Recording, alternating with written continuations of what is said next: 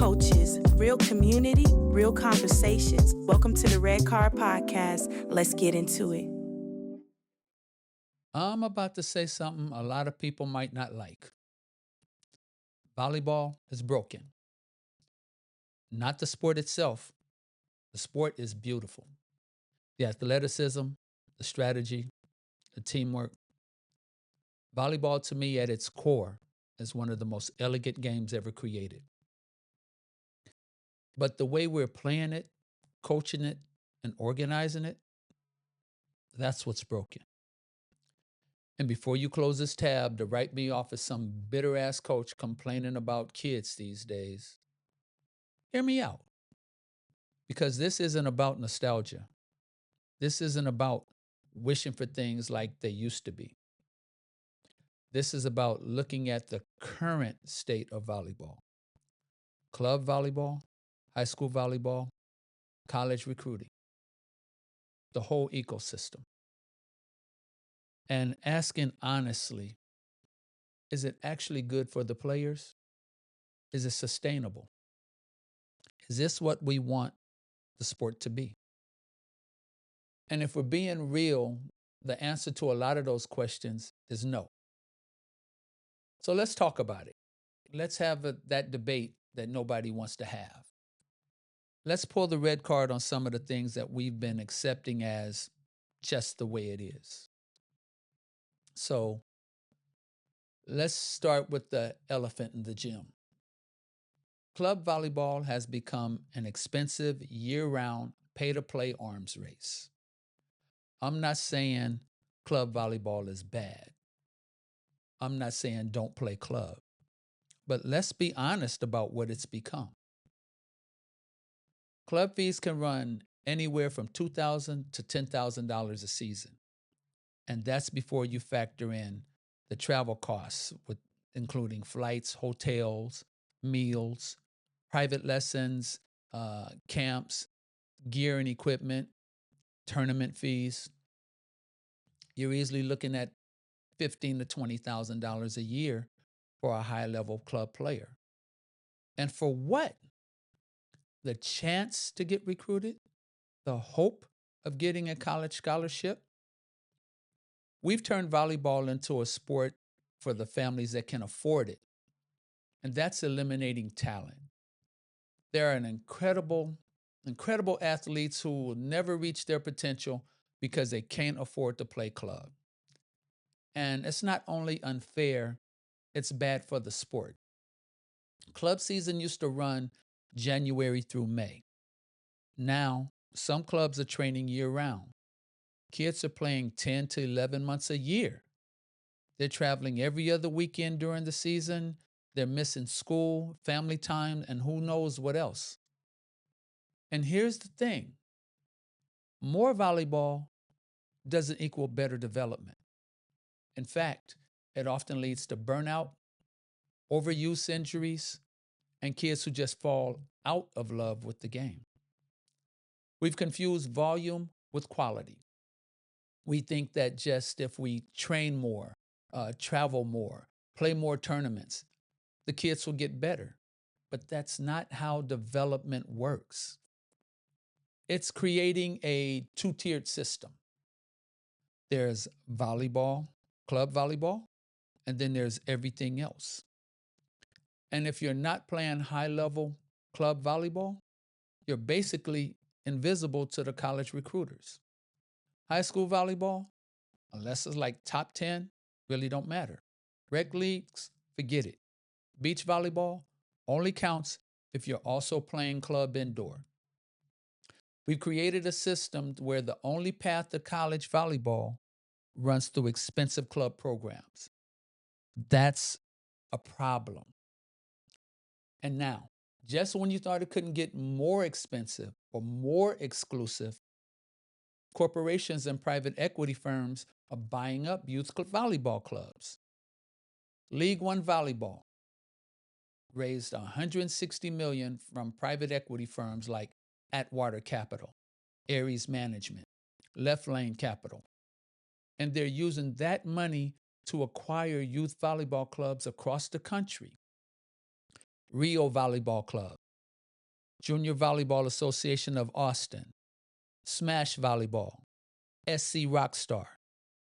They're consolidating camps, training facilities, tournaments, leagues under corporate ownership.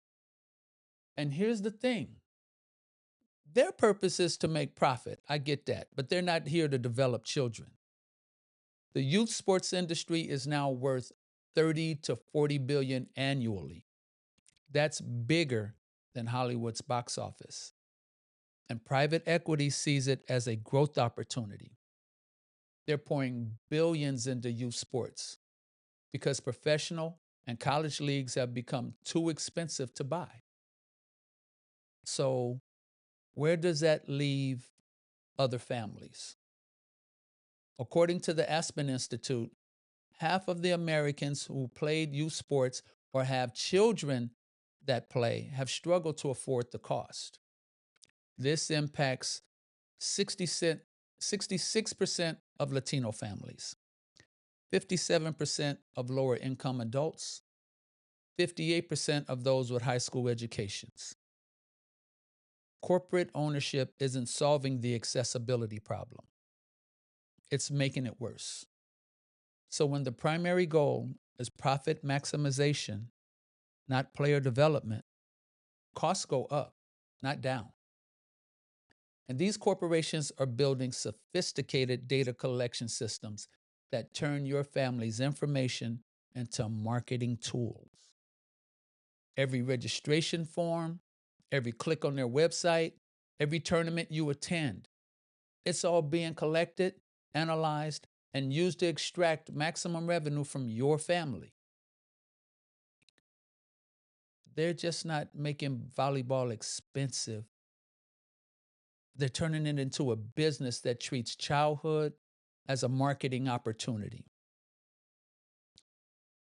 Let's talk about recruiting, because this process is absolutely insane.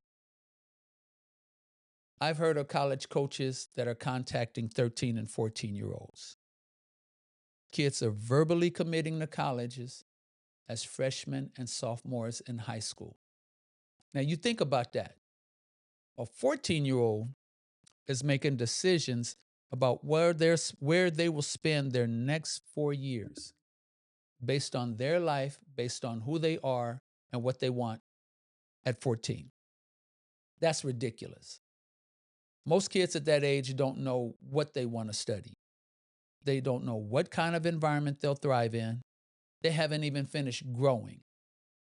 And yet, we're asking them to commit to a school, a coach, a program, a city, before they've had a chance to figure out who they are.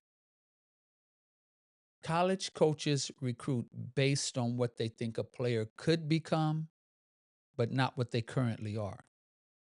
So they're looking for tall athletes who fit a certain profile. And if you're a late bloomer and you're not 6 feet tall by freshman year, if you develop your skills later, you're overlooked. I have seen incredibly skilled, high IQ players get passed over because they didn't have the measurables at 14. And I've seen raw athletic kids get offers because they looked the part, even though they lacked the fundamentals. We're recruiting bodies, not players. And that's backwards. It puts insane pressure on the kids. The recruiting process is stressful for everyone, but it's especially brutal for the players. They're constantly being evaluated. Every tournament is a showcase. Every mistake feels like it could cost them a scholarship. They're competing not just against the other team, but against their own teammates for the attention of college coaches. And the kids who don't get recruited, they feel like failures. Even though they love the sport, even though they're good players, they internalize the message. you're not good enough. That's not what youth sports should be. Volleyball is suffering from the same problem as every other youth sport. We're making kids specialize too early. We're telling 12-year-olds, you need to pick a sport and you need to commit to it year-round. That is, if you want to be elite. And that's terrible advice. Multi-sport athletes are simply better athletes. They develop different movement patterns, different skills, different ways of thinking about competition. And because they have that, the less likely they are to burn out. The less likely they are to get overuse injuries. But we've created a culture where if you play another sport, you're not serious about volleyball. I used to be one of those coaches. And coaches both club and high school, they pressure these kids to choose. We're trading long-term athletic development for a short-term competitive advantage. And it's hurting kids. We also are specializing kids by position way too early. We see a tall kid and immediately make them a middle blocker. We see a short kid, we turn them into a lib. And yes, there's logic to that, but we're also limiting their development. The best volleyball players are well-rounded. They can pass, set, hit, and defend. They understand the game from every position, and you don't develop that by playing one position for 6 years. We should encourage kids to play multiple positions, at least through middle school, early high school. Let them explore. Let them develop a full skill set. But instead, we pigeonhole them and wonder why they plateau.